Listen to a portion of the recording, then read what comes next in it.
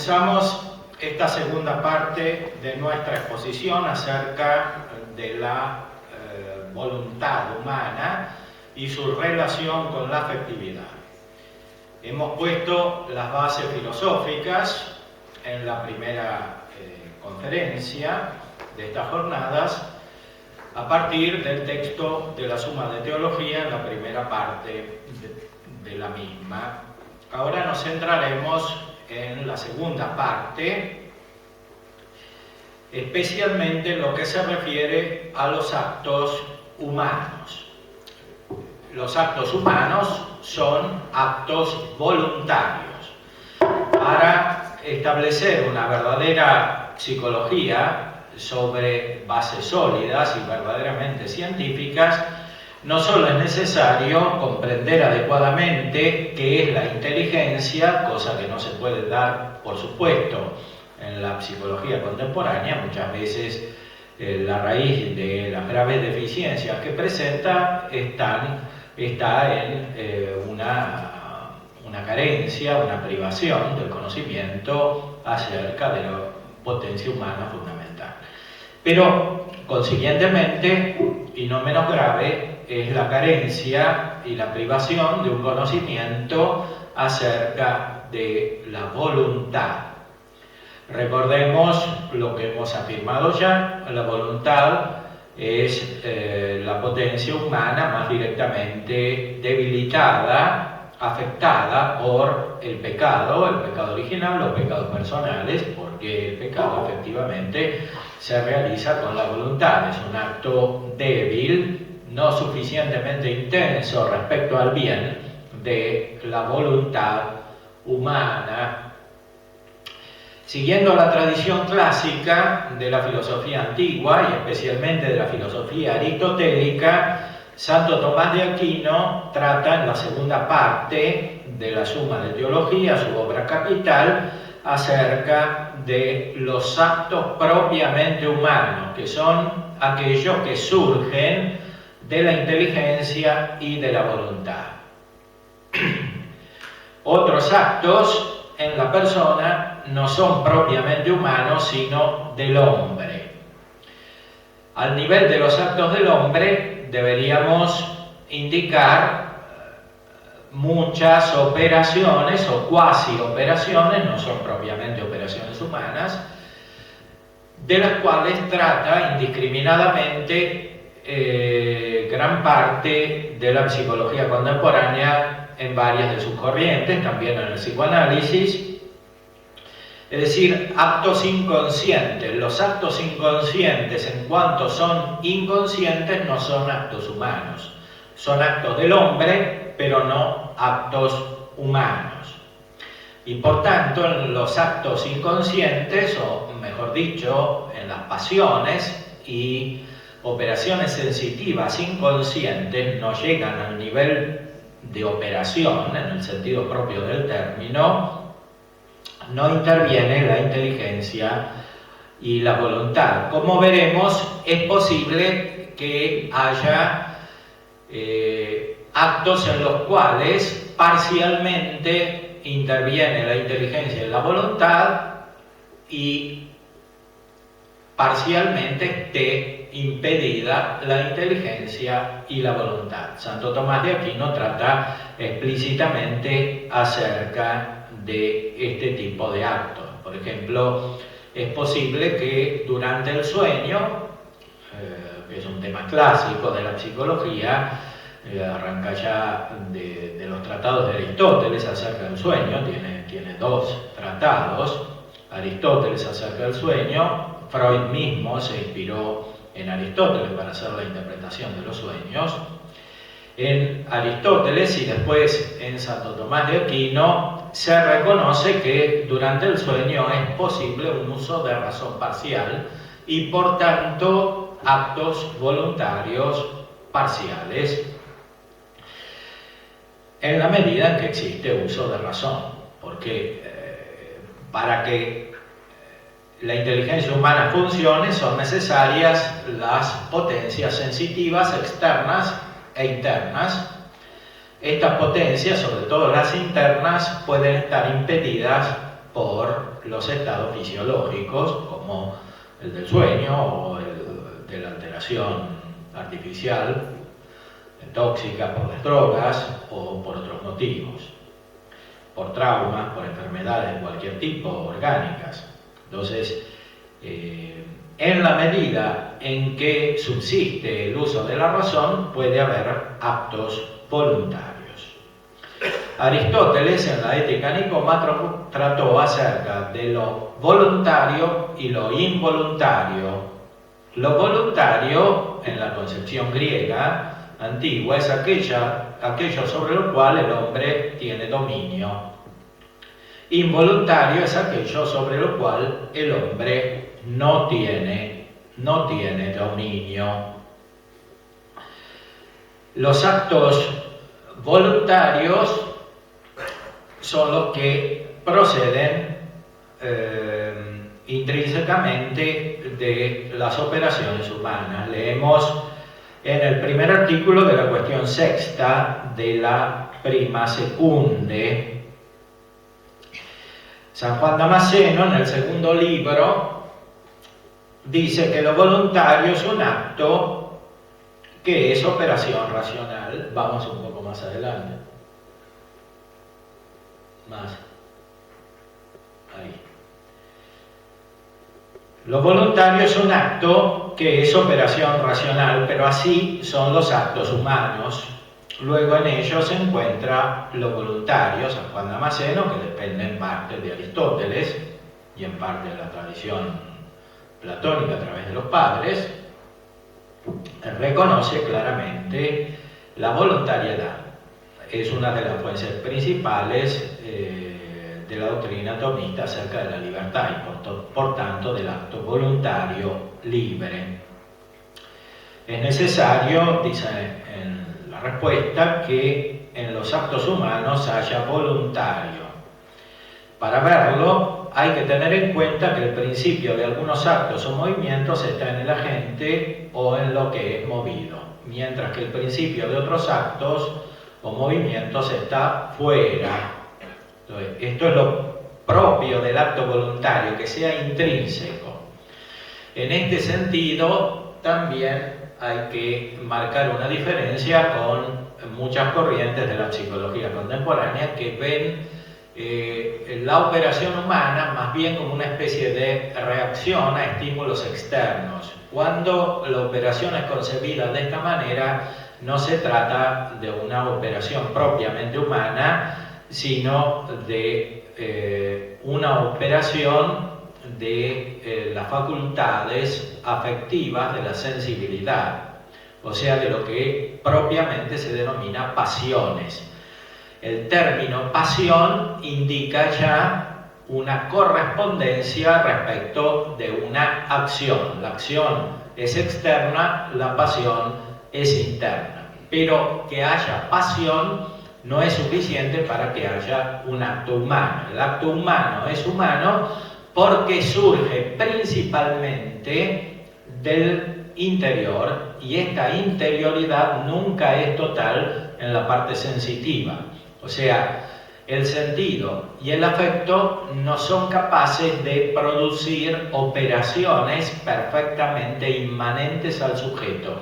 Son actos o pasiones que siempre están referidas principalmente a la realidad externa, están en interacción con la realidad externa. En cambio, lo propio de la voluntad es que lo principal, lo determinante, surja de la interioridad, de una interioridad completa.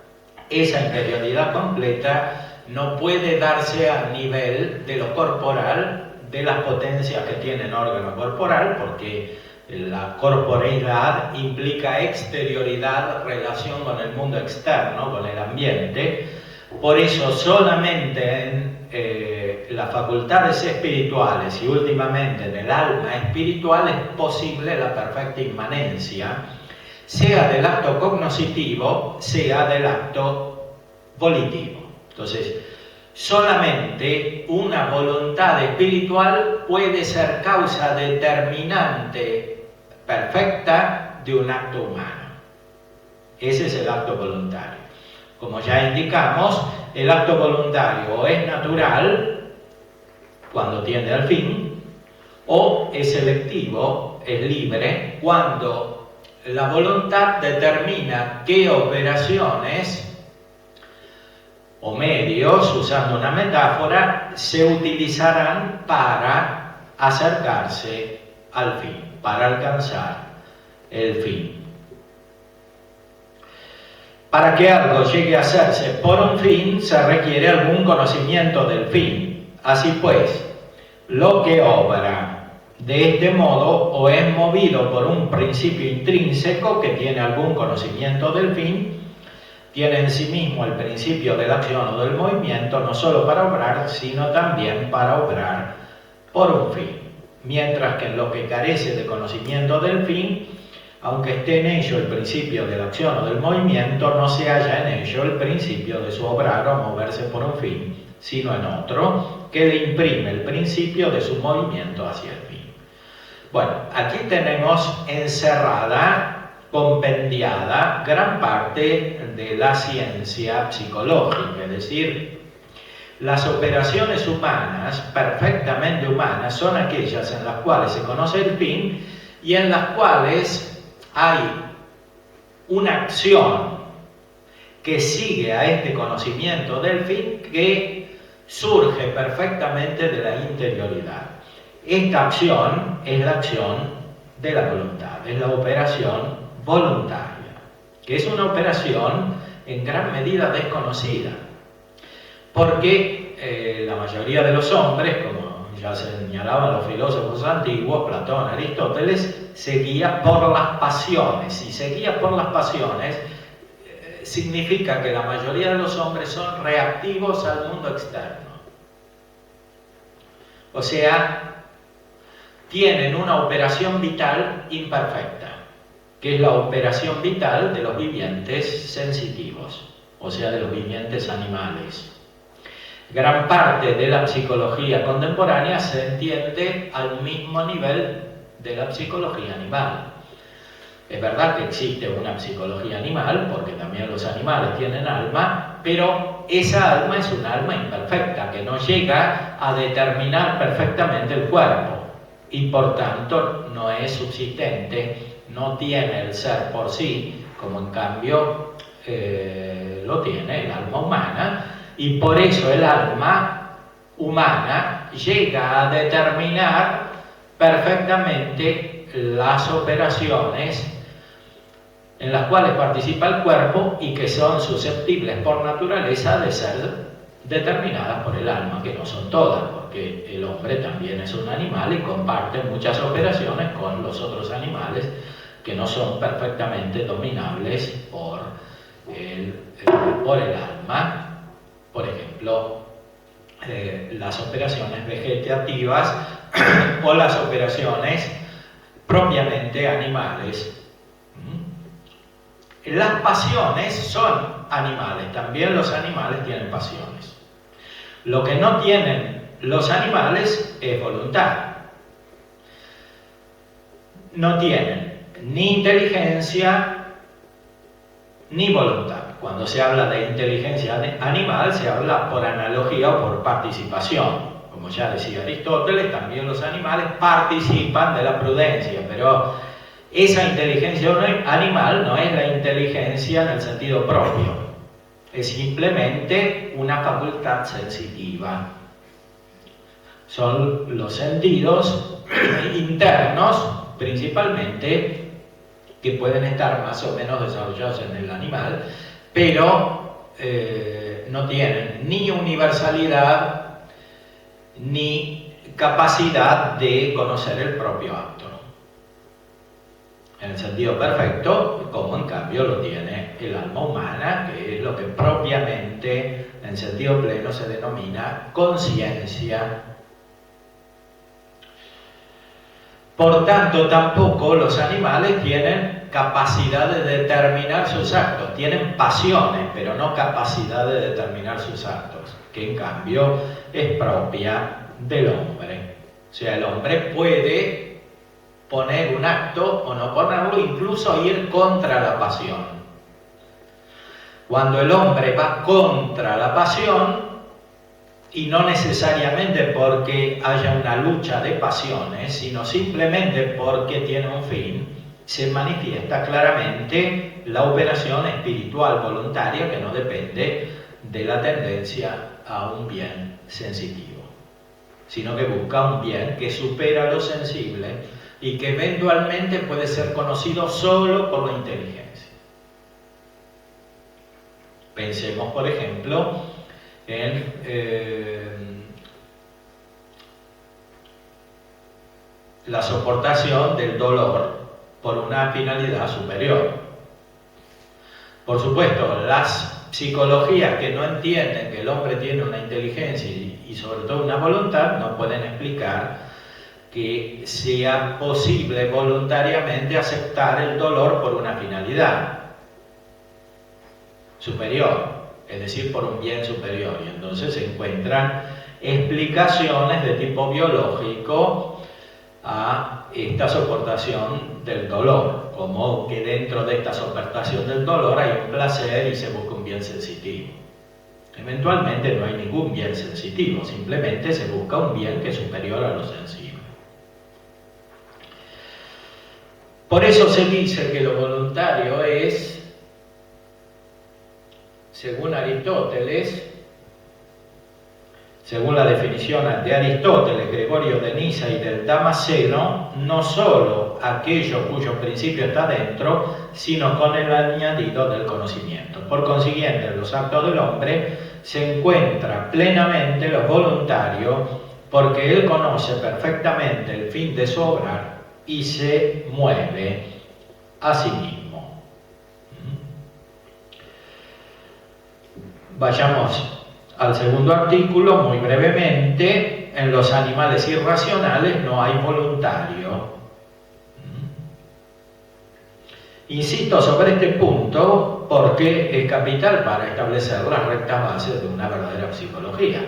O sea, si no se parte de estos presupuestos antropológicos elementales, no hay propiamente ciencia psicológica, aunque se estudia en una facultad de psicología. O sea, una psicología materialista no es científica, no es psicología, es simplemente una descripción parcial y externa de algunos fenómenos humanos en cuanto son comunes con los animales.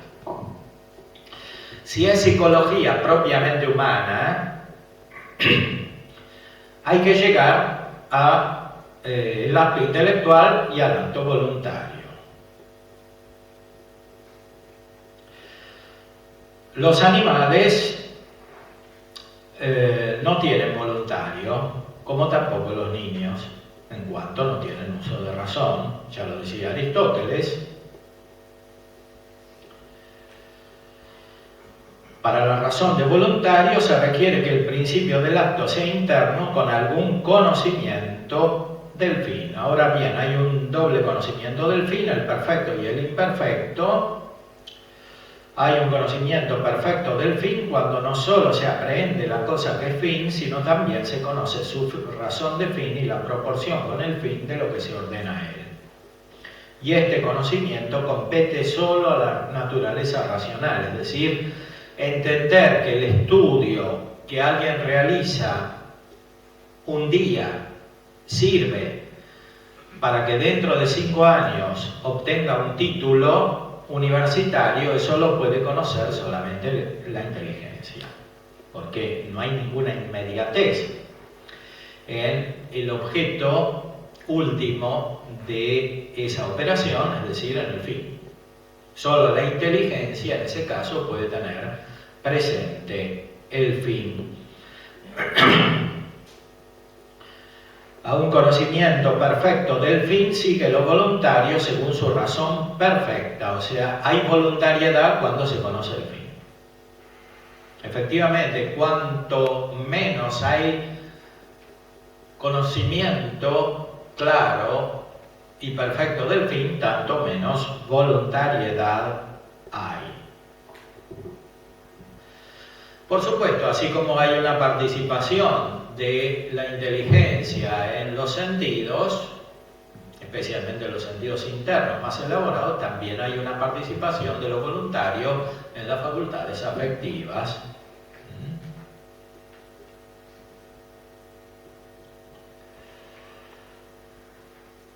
Y en este sentido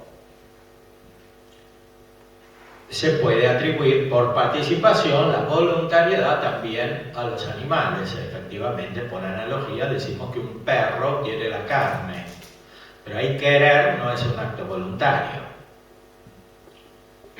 es simplemente un acto que sigue al conocimiento sensitivo de la estimativa, de la virtud cognoscitiva, que es un sentido denominada estimativa. En el hombre más elaborada esta virtud se denomina cogitativa, como expresó el licenciado Musacchi en la primera conferencia. La cogitativa en el hombre es más sofisticada, tiene como una semejanza de la capacidad raciocinativa, aunque no es propiamente razonamiento, porque no hay conocimiento universal. Y consiguientemente hay también una participación más elaborada de la voluntariedad en las potencias afectivas del hombre. En efecto, hay casi hábitos que se forman en la parte sensitiva, que no son propiamente virtudes, son habilidades, disposiciones para obrar, como un comerciante que casi instintivamente conoce lo que le hace ganar dinero, o como una persona manipuladora en el orden afectivo conoce inmediatamente las disposiciones de la otra persona o de varias personas que le sirven para alcanzar su fin. En la política esto se observa de muchas maneras y en las patologías de la vida familiar también.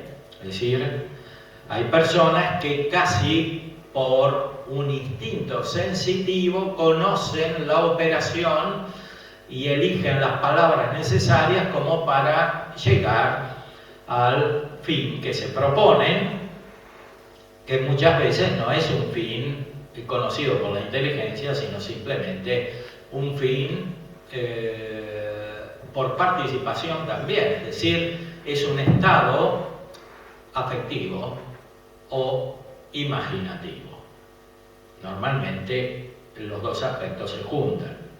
Muchas veces es un aspecto, un fin imaginativo en el cual el sujeto imagina su propia centralidad o superación o compensación de su inferioridad, como dice Adler. Todo eso está en el orden de la sensibilidad interna y de la afectividad.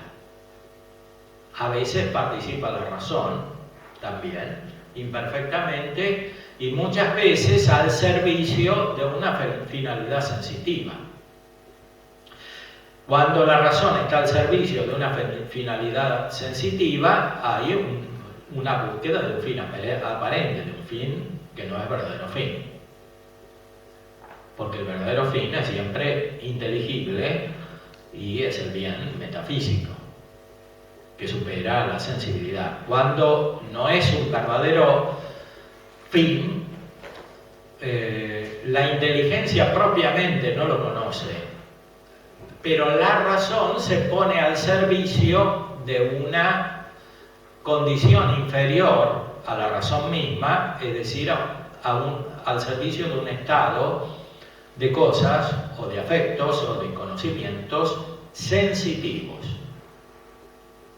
que puede adquirir en la expresión de la psicología contemporánea, por ejemplo del mismo Adler, la característica de un complejo, es decir, de un conjunto de cuasi operaciones sensitivas y afectivas, a las cuales, repito, puede servir la razón. Pero este servicio es inadecuado, es finalmente malo. Malo quiere decir que está privado del bien propio de la razón y de la voluntad que sigue a la razón. Como veremos a continuación, a su vez, este estado de cosas, este complejo de operaciones o cuasi operaciones sensitivas y afectivas puede ser influido por la sustancia separada de la materia, es decir, por los ángeles buenos y malos. Entonces, se produce una disposición interior adecuada a un fin verdadero o a un fin falso, reforzada por la operación de los ángeles buenos y de los demonios. Este aspecto no es marginal en la realidad de la vida humana, es muy importante. Nos encontramos cotidianamente con este influjo en las otras personas y eventualmente en nosotros mismos. Por eso, una verdadera psicología que no tenga en cuenta esto difícilmente pueda colaborar realmente a la solución de los verdaderos problemas humanos. Por supuesto, el nivel definitivo está en la relación con el verdadero fin, en el ordenamiento del verdadero fin. Y el verdadero fin es el conocimiento del bien y de la verdad, y finalmente el conocimiento de Dios. Entonces, la verdadera psicología humana, en su último nivel, se determina por el conocimiento y la voluntad natural y sobrenatural del fin.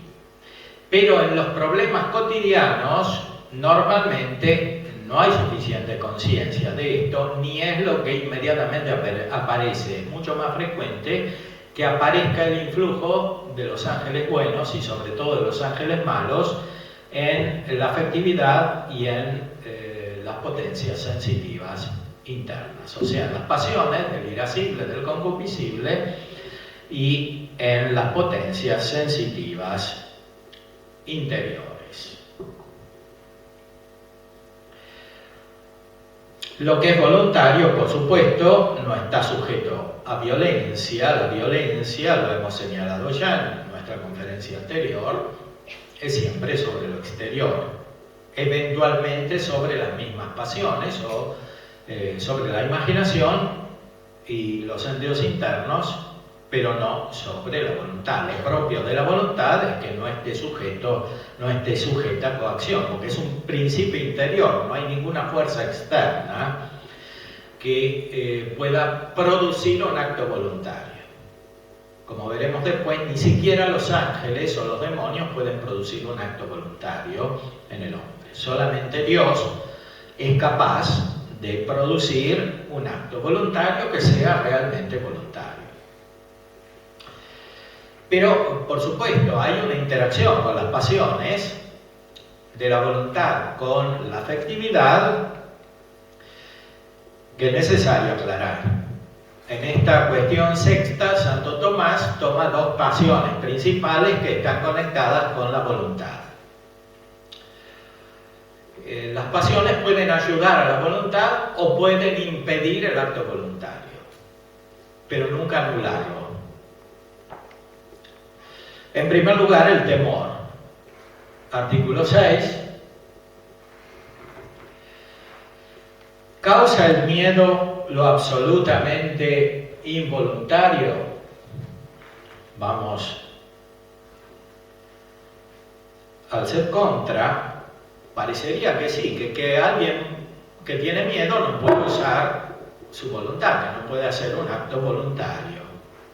Contra esto está lo que dicen Gregorio Niceno y el filósofo, que las cosas que se hacen por miedo son más voluntarias que involuntarias. O sea, si alguien tiene miedo, que es una condición muy frecuente, hay muchos miedos, no quiere decir que no tiene voluntad. Por eso, una verdadera psicología no puede ayudar a las personas simplemente tratando de eliminar los miedos, sino ayudando a las personas a ejercitar actos verdaderamente voluntarios. Y los actos verdaderamente voluntarios nunca son voluntarios si no interviene la inteligencia. Por supuesto, puede haber terapias de tipo cognitivo que intentan ayudar desde el punto de vista del conocimiento. El problema en este tipo de terapia es que muchas veces no hay conciencia de cuál es el acto verdaderamente intelectual. O el acto intelectual no se debe confundir con el acto de los sentidos internos, como ya dijimos, aunque sea la cogitativa. Como advierten el filósofo en el tercer libro de la Ética y Gregorio Niceno, las cosas que se hacen por miedo tienen mezcla de voluntario e involuntario. Pues lo que se hace por miedo, considerado en sí mismo, no es voluntario, pero se hace voluntario casualmente, es decir, por evitar el mal que se teme.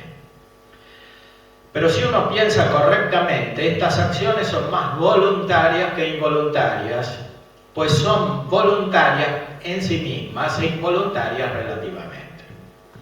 Se dice que una cosa es en sí misma cuando está en acto, mientras que es relativamente y no en sí misma cuando está solo en la aprehensión.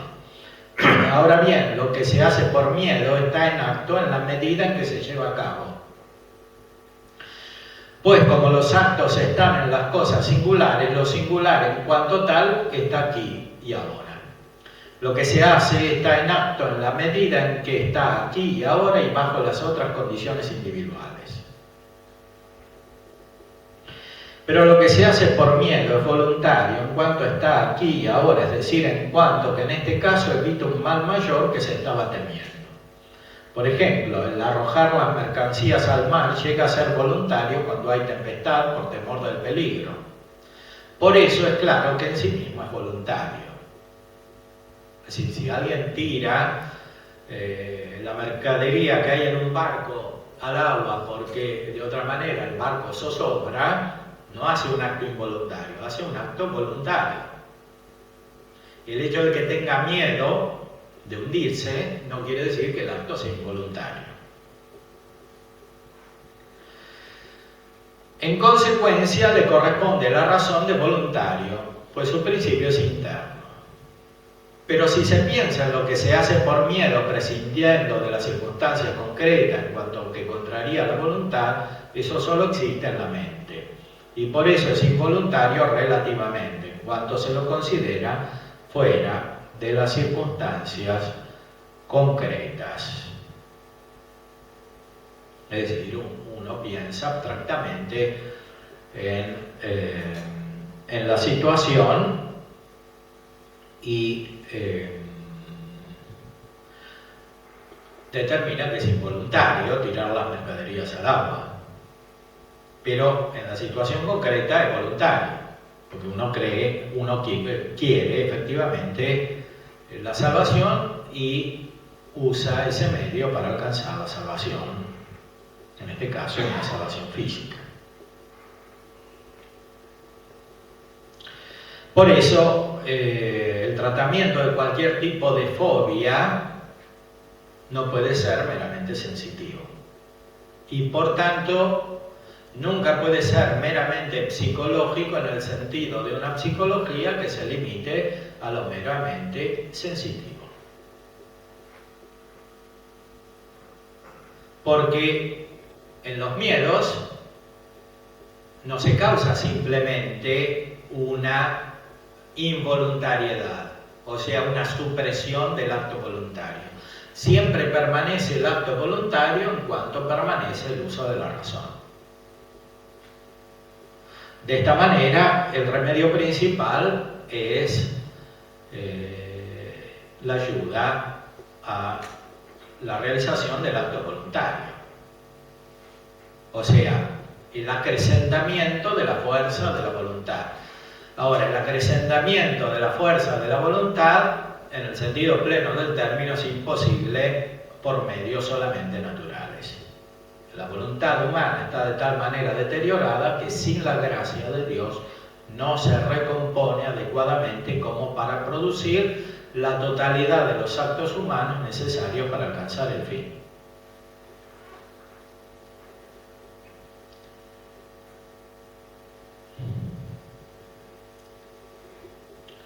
Veamos ahora qué sucede con la concupiscencia. Pareciera que si uno desea sensiblemente mucho algo, su voluntad está eliminada o disminuida.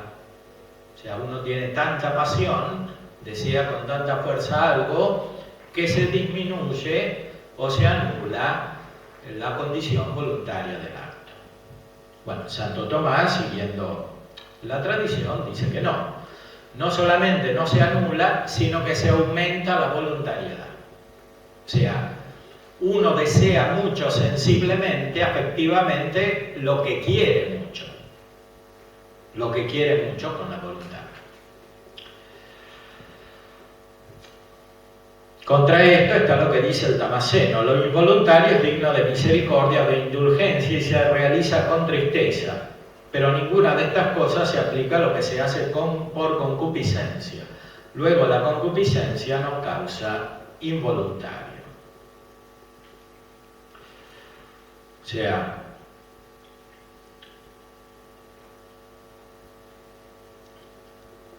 uno puede tener misericordia de otro porque sufre una coacción y eventualmente porque tiene miedo, pero no porque tiene concupiscencia. Pues si tiene concupiscencia es dueño de su acto. O sea, si tiene un deseo sensible, afectivo, que sigue el conocimiento sensitivo muy intenso y tiene conciencia, por supuesto, no es un acto meramente animal, entonces hay mayor voluntariedad y no menor voluntariedad. La concupiscencia no causa involuntario, sino que más bien hace las cosas voluntarias. Se dice que algo es voluntario porque la voluntad se dirige a ello, pero la voluntad por la concupiscencia se inclina a querer lo que se desea vehementemente. Por consiguiente, la concupiscencia contribuye más a que algo sea voluntario que a que sea involuntario.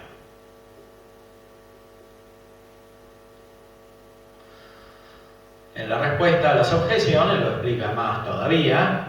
El temor se refiere al mal, mientras que la concupiscencia mira al bien. Pero el mal por sí mismo es contrario a la voluntad, mientras que el bien es acorde con ella. Por eso el temor tiene más capacidad de producir involuntario que la concupiscencia.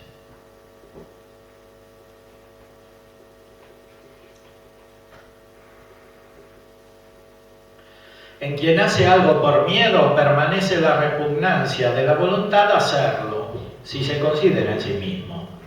Pero quien hace algo por concupiscencia, como es el caso del incontinente, el incontinente en la filosofía moral de Aristóteles, asumida después por Santo Tomás y por la tradición cristiana, es aquel que comete actos contrarios a la temperancia, conociendo la regla universal de la razón que expresa la naturaleza humana de que los actos contrarios a la templanza son actos no propiamente humanos, o sea, contrarios a la naturaleza humana, actos malos. El incontinente es aquel que obra mal en particular, aunque conozca la regla universal. A diferencia del intemperante, que tiene una ofuscación, una falta de claridad acerca de la regla universal de la ley natural. Quien hace algo por concupiscencia, como es el caso del incontinente, no permanece la voluntad primera con la que se repudiaba lo que se desea vehementemente, sino que se transforma hasta querer lo que antes repudiaba. Por consiguiente, lo que se hace por miedo es de algún modo involuntario, pero no lo es de ninguna manera lo que se hace por concupiscencia. Pues el incontinente de concupiscencia actúa contra lo que se proponía en un primer momento, pero no contra lo que quiere ahora. En cambio, el temeroso actúa contra lo que ahora desea propiamente. Por eso en el psicoanálisis de alguna manera hay una técnica para eliminar los miedos en favor de la concupiscencia, es decir, en favor de una mayor voluntariedad del acto, pero en este caso de un acto malo, o sea, el acto del incontinente que finalmente se transforma en acto del intemperante, porque el resultado final es una transformación de la regla de la razón, porque según lo que expresaba Aristóteles, a cada uno le parece el fin según como es. Si uno es intemperante, termina concibiendo el fin de la vida humana de una manera diferente del fin verdadero de la naturaleza humana, que es una perfección del conocimiento intelectual, especialmente en el orden sobrenatural, el conocimiento, el gozo de Dios, etc.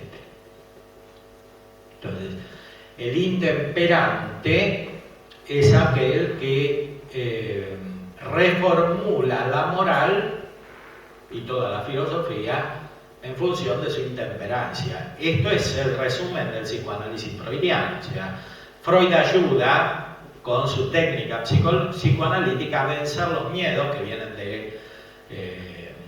de la ley que rige en la sociedad y finalmente de la ley natural, para desenfrenar la concupiscencia. Desenfrenar la concupiscencia significa utilizar plenamente la voluntad, pero sin una regla de la razón, para lo cual hay que reformular la regla de la razón.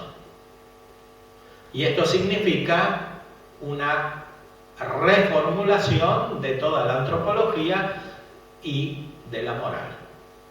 Esto es el resumen de la técnica psicoanalítica, teóricamente formulada en los libros de Freud y prácticamente actualizada en la terapia psicoanalítica. Aclaramos que la palabra psicoanálisis la entendemos en el sentido propiamente freudiano. No se identifica con la psicología, ni siquiera es Freud. Freud distingue entre psicoanálisis y psicología. El psicoanálisis es la técnica que responde a una concepción antropológica y moral formulada especialmente en las obras de Freud y de sus múltiples discípulos. A su vez, esta concepción de la voluntad tiene una inspiración filosófica bien determinada. En nuestra primera conferencia hemos hablado de Nietzsche y de Schopenhauer, que son dos autores principales que influyen sobre la concepción freudiana. Continúa Santo Tomás en la respuesta a la tercera objeción. Si la concupiscencia quitara totalmente el conocimiento, como ocurre en quienes por la concupiscencia llegan a perder la razón, se seguiría que la concupiscencia quitaba lo voluntario. Con todo, tampoco allí habría propiamente involuntario, porque en quienes no tienen uso de razón no hay voluntario ni involuntario. Pero en los otros casos, cuando se hace algo por concupiscencia, no desaparece la capacidad de conocer, sino solo la consideración actual sobre un agible particular. Y sin embargo, esto mismo es voluntario, porque se entiende por voluntario lo que está en poder de la voluntad, como no actuar, no querer y de un modo semejante no pensar. Pues la voluntad puede resistir a la pasión, como se dirá después. Es decir, alguien puede perder el uso de la razón por concupiscencia, por ejemplo en el caso de las drogas. Pero esa pérdida del uso de la razón, si bien produce que el acto que se produce en ese estado sea involuntario, es anteriormente voluntario, como se dice en la filosofía, la teología moral tradicionales, es el voluntario en la causa. Entonces, aunque eventualmente haya un deterioro psíquico posterior y una incapacidad racional posterior, llegar a ese estado es algo voluntario.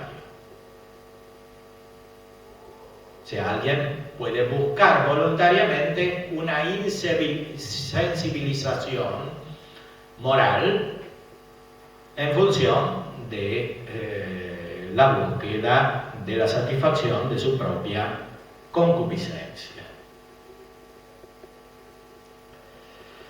Y con esto quisiéramos completar algunas observaciones respecto del influjo de los ángeles buenos y malos sobre los afectos e indirectamente sobre la voluntad, porque interviniendo sobre la concupiscencia pueden aumentar la voluntariedad del acto indirectamente. La voluntariedad es siempre propia del sujeto. Pueden ayudar a que la voluntariedad sea más intensa o al contrario impedirla. Repito, esta condición es muy frecuente en la vida de los hombres. Vamos a la primera parte de la suma, la cuestión 111.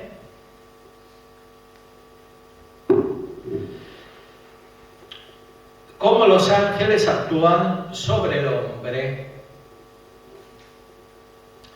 Los ángeles iluminan a los hombres. Todo esto es doctrina de Dionisio, que resume a su vez la de los padres de la Iglesia.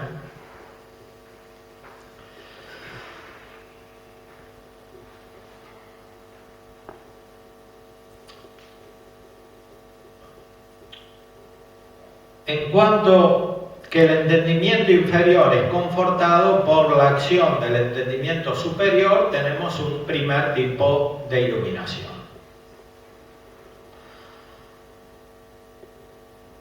En cuanto que las especies inteligibles que están en el entendimiento superior se acomodan al entendimiento inferior para poder ser captadas por este, tenemos un segundo tipo de iluminación. Así los ángeles superiores iluminan a los inferiores. Pero el entendimiento humano no puede captar la verdad en su pura inteligibilidad por serle connatural entender por medio de imágenes, como dijimos. Por eso los ángeles proponen a los hombres las verdades inteligibles bajo semejanza de cosas sensibles. Aquí está porque dice Dionisio en el primer capítulo de la jerarquía celestial que es imposible que los rayos de la luz divina lleguen a nosotros a no ser envueltos en variados velos sagrados. Además, el entendimiento humano, como inferior, es fortalecido por la acción del entendimiento angélico. Según estos dos aspectos, se da de entender la iluminación por medio de la que el hombre es iluminado por el ángel. O sea, el hombre se puede hacer más inteligente por una iluminación de los ángeles, buenos o malos. Efectivamente, vemos personas malas que despiertan como una especie de agudeza intelectual y sobre todo una agudeza racional. Las personas buenas despiertan o se despierta en ellas una especie de agudeza principalmente intelectual, aunque subordinadamente racional.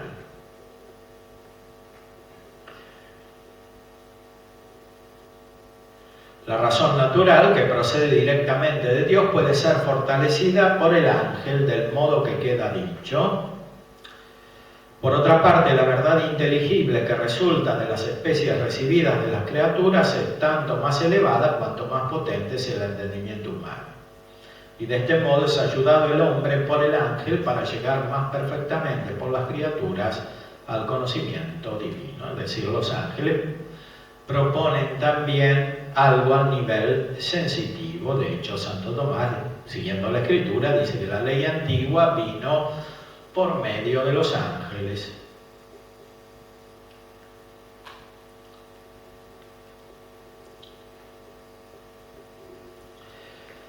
En el segundo artículo se refiere Santo Tomás directamente a la relación entre los ángeles y la voluntad. Cambiar la voluntad es propio de Dios, según aquello de los Proverbios 21. El corazón del rey está en manos del Señor. Él lo dirige a donde le place. Es decir, el ángel bueno o el ángel malo no pueden cambiar la voluntad humana. El demonio no puede hacer que una persona sea mala. Si la persona es mala es porque lo determina su voluntad. Pero puede obrar indirectamente sobre la voluntad, a través de los afectos. Repito, este influjo es muy común. Cuando en la Sagrada Escritura se dice que el demonio es el príncipe de este mundo, es el que manda en este mundo, principalmente se está refiriendo a este aspecto, que es afectivo. Este aspecto afectivo, a su vez, está doblemente unido con las imágenes de los sentidos, sobre todo internos. Está unido en cuanto las imágenes suscitan afectos, primero, y segundo, en cuanto los afectos suscitan imágenes. De esta manera se da una interacción, una circulación. La voluntad del hombre, dice la respuesta, puede ser movida de dos modos. Uno, desde dentro de ella misma, y de este modo el movimiento de la voluntad no es más que una tendencia de la misma hacia lo querido. Solo Dios es capaz de moverla, por ser Él quien da a la naturaleza intelectual la virtud de tal tendencia. Pues como la tendencia natural no procede sino de Dios, que da la naturaleza, así la inclinación voluntaria no viene más que de Dios, que es causa de la voluntad. O sea, así como la última razón del acto intelectivo está en la iluminación divina, la última razón del acto volitivo está en la operación divina. El otro modo de alterar la voluntad es por algo que está fuera de ella. Ya dijimos que, por ejemplo, es posible la coacción, pero no directamente sobre la voluntad, sino sobre otras potencias. Por ejemplo, alguien puede producir miedo en otra persona, pero el miedo no causa totalmente el acto voluntario. No deja de ser voluntario el acto porque alguien tenga miedo.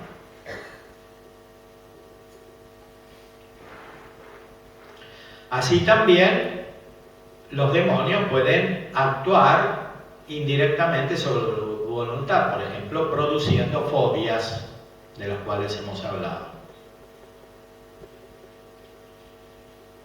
Es muy común que las personas que tienen fobias no tengan una vida espiritual plenamente desarrollada y por tanto que estén más sujetas a acciones diabólicas, especialmente cuando hay una contradicción vital, por ejemplo, porque han recibido una verdadera educación cristiana y obran de una manera deficiente o contraria.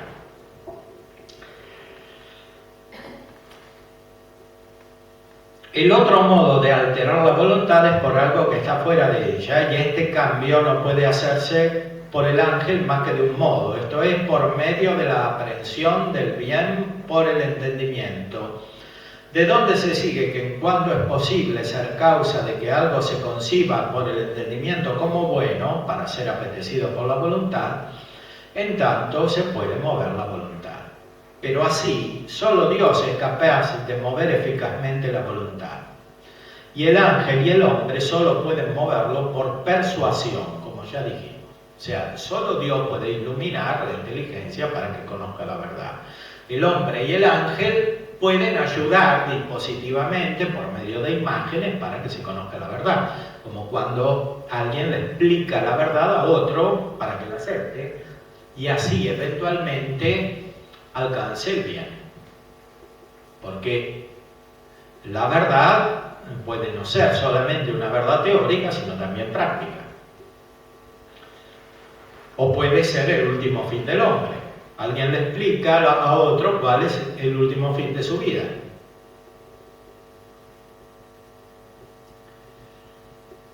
Pero no puede producir como tal el acto voluntario. Esto no lo puede hacer el hombre, tampoco lo puede hacer el ángel, ni bueno ni malo.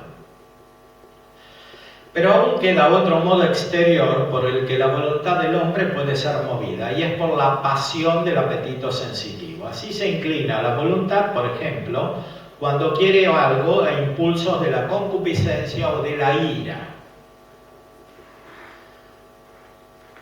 Y también de este modo puede el ángel mover la voluntad, en cuanto puede excitar tales pasiones, sin que pueda llegar nunca, sin embargo, a someterla violentamente, ya que la voluntad permanece siempre libre para consentir o para resistir a la pasión.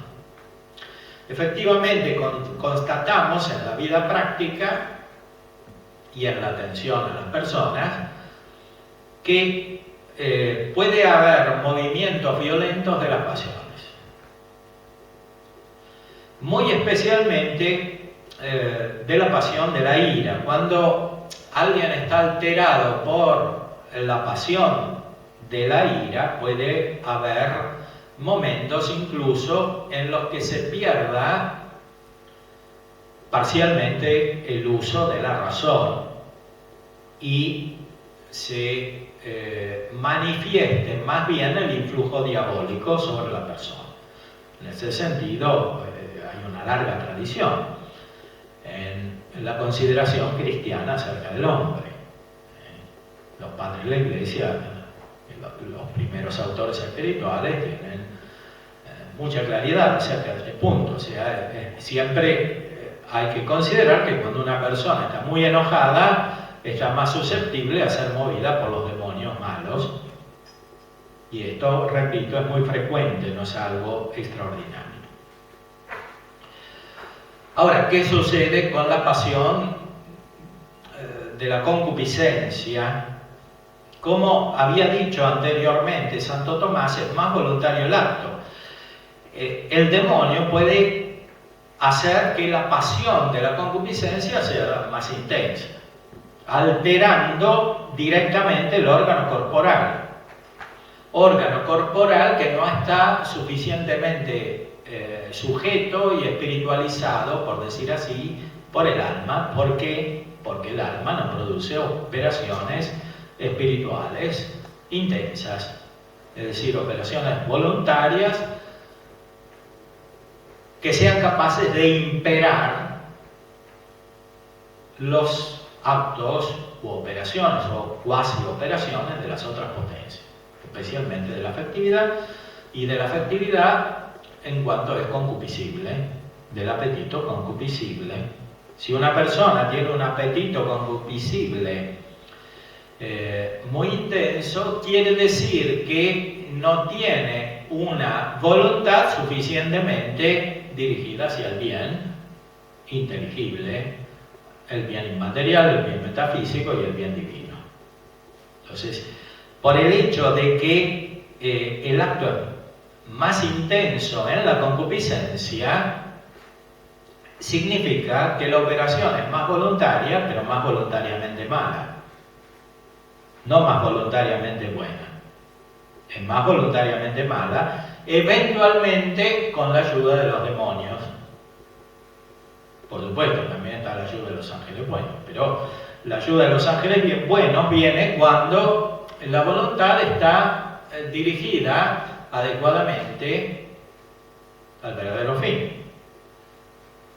Entonces ahí aparece la voluntad como naturaleza, la intención del fin, que permite que los actos selectivos sean suficientemente voluntarios como para conducir al fin, a la plena posesión del fin, al gozo del fin.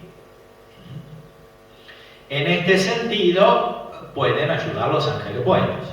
Si uno está dirigido al fin por la gracia, porque la única dirección perfecta al fin es por la gracia, los ángeles buenos pueden ayudar a que las elecciones sean cuasi connaturalmente buenas, o sea que lo que la persona elija sea buena, y que las pasiones que tiene, especialmente el apetito concupiscible, sean referidas a los bienes que conducen al fin, o ayuden a elegir los bienes que conducen al fin, que son siempre operaciones humanas, voluntarias. Incluso la ira puede ser ayudada por los ángeles buenos. Hay personas que no tienen suficiente intensidad en la operación. ¿Qué indicamos con esto? Quiere decir que son personas débiles, pero Personas débiles quiere decir que no utilizan su capacidad para vencer los obstáculos de manera suficientemente dispositiva para la acción voluntaria. Entonces caen en el vicio opuesto, que es el que describía Freud en los textos que hemos visto, en la conferencia de la doctora Seligman.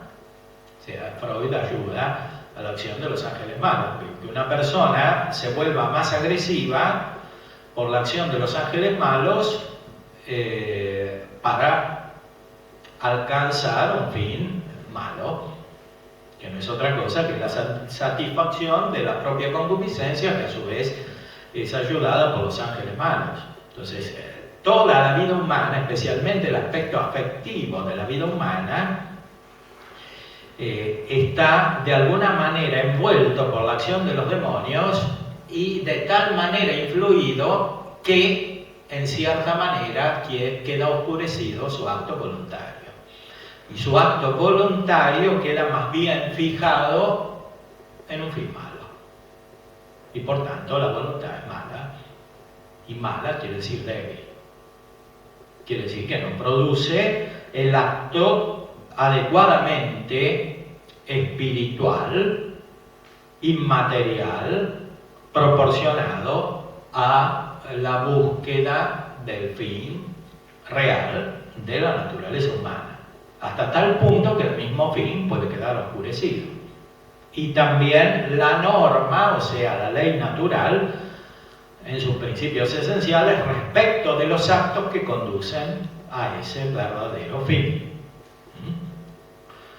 Y este estado puede ser eventualmente tan intenso que es muy difícilmente recuperable, salvo por una acción extraordinaria de la gracia divina. Y con esto los dejo para la formulación de algunas preguntas, si lo desean.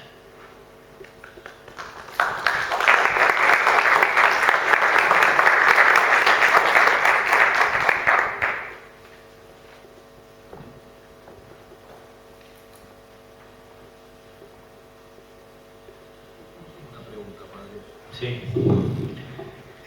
La acción de los demonios sobre el alma, Sí. se ve, seguramente, ¿en qué forma se ve alterada por la presencia o no de la gracia? Bueno, aquí hay que distinguir. Puede estar la acción de los demonios cuando la persona está en gracia o cuando no está en gracia. Hay que recordar las reglas del discernimiento de espíritus de San Ignacio de Loyola. Entonces, cuando la persona está en gracia, la acción de los demonios es fundamentalmente contraria a la disposición fundamental, a la disposición que tiene la voluntad. Entonces hay una lucha espiritual. Cuando la persona no está en gracia y tampoco quiere recibir los impulsos de otras gracias actuales, no tiene la gracia santificante, Dios la va moviendo y tampoco quiere que la mueva, entonces el demonio entra como en su propia casa, dice San Ignacio. Entonces no hace ruido, no hace perturbación. Entonces la ausencia de conflicto psíquico y la aparente paz y armonía puede ser un mal signo en ese caso. Gracias. Le dejaron.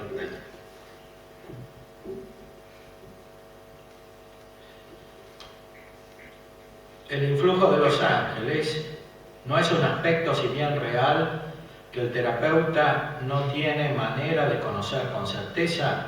¿No estaría tratando de ocupar un lugar que corresponde al director espiritual?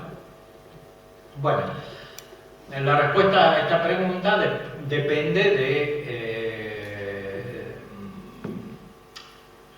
la distinción en la formación que tienen los terapeutas. Si un terapeuta no tiene formación teológica, es evidente que no tiene capacidad de distinguir esto. Si un terapeuta tiene vida espiritual y tiene formación teológica, puede distinguirlo perfectamente. Y eso no es ocupar el papel del director espiritual, simplemente es ejercitar la caridad cristiana según las propias competencias, que repito, pueden ser muy variables. Entonces, evidentemente, un psicólogo formado artificialmente en una concepción antropológica dividida, según la cual lo espiritual no tiene nada que ver con la vida real y es el ámbito de una eventual dirección espiritual que no tiene nada que ver con la vida real, concreta, situada, evidentemente este terapeuta no tendrá ninguna capacidad o eventualmente complicará las cosas, porque insistirá con dar un remedio que no tiene que ver con las verdaderas causas. En cambio, si el terapeuta tiene una formación antropológica adecuada, completa, que incluye el orden teológico, porque la solución de los problemas humanos no puede ser escindida artificialmente, como si hubiese una competencia profesional que no tiene nada que ver con lo espiritual, porque la realidad humana, repito, está influida permanentemente por los ángeles buenos y malos, porque el hombre está situado en la historia concreta de la humanidad y porque el orden de la redención es el que es.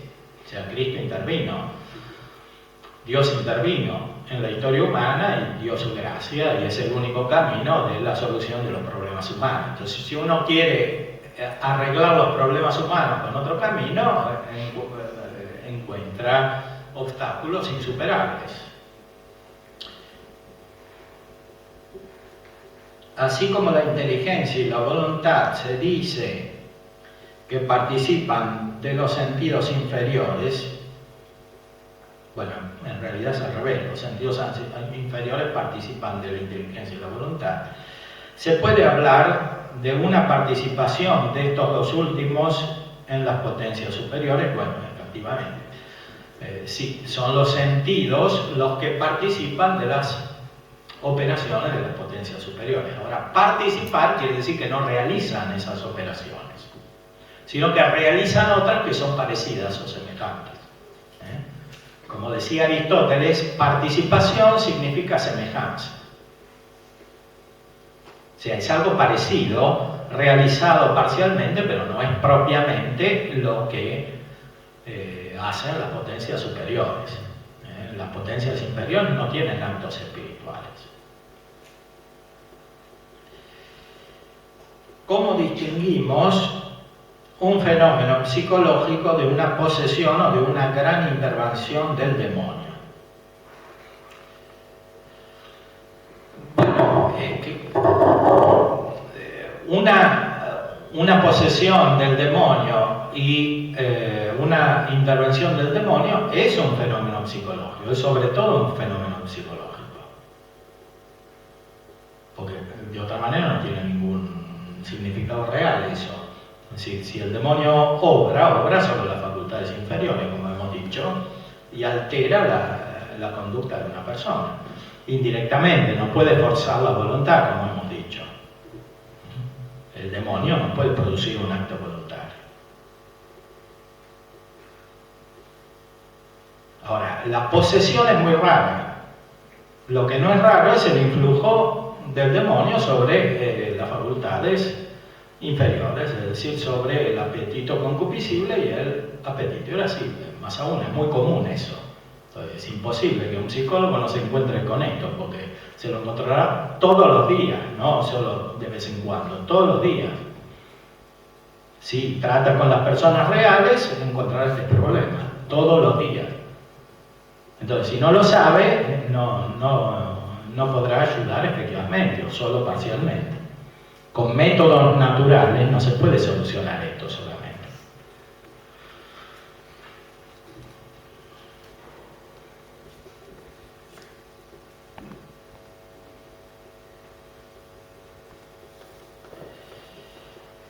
¿Qué nos puede decir sobre la afectividad espiritual? Aquí hay que distinguir la afectividad espiritual en el sentido clásico del término, es la voluntad. O sea, la voluntad es la afectividad espiritual. Es la capacidad de alcanzar un bien que tiene un nivel espiritual.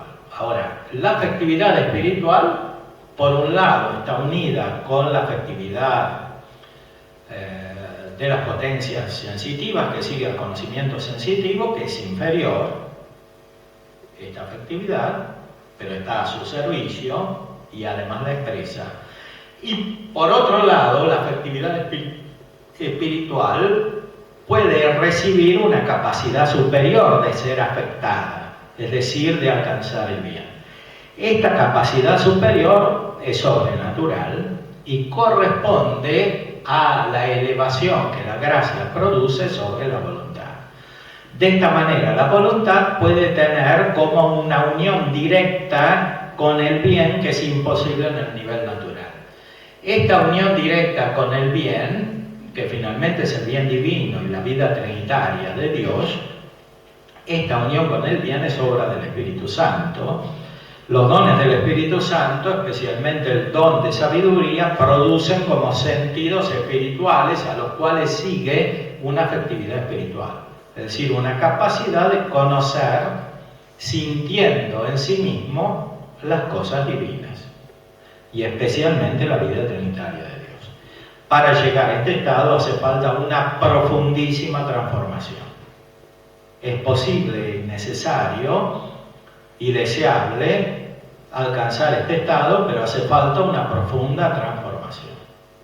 Si no se superan los obstáculos que provienen del influjo externo y de los demonios y del propio desorden, es imposible llegar a esta afectividad espiritual, al menos plenamente desarrollada.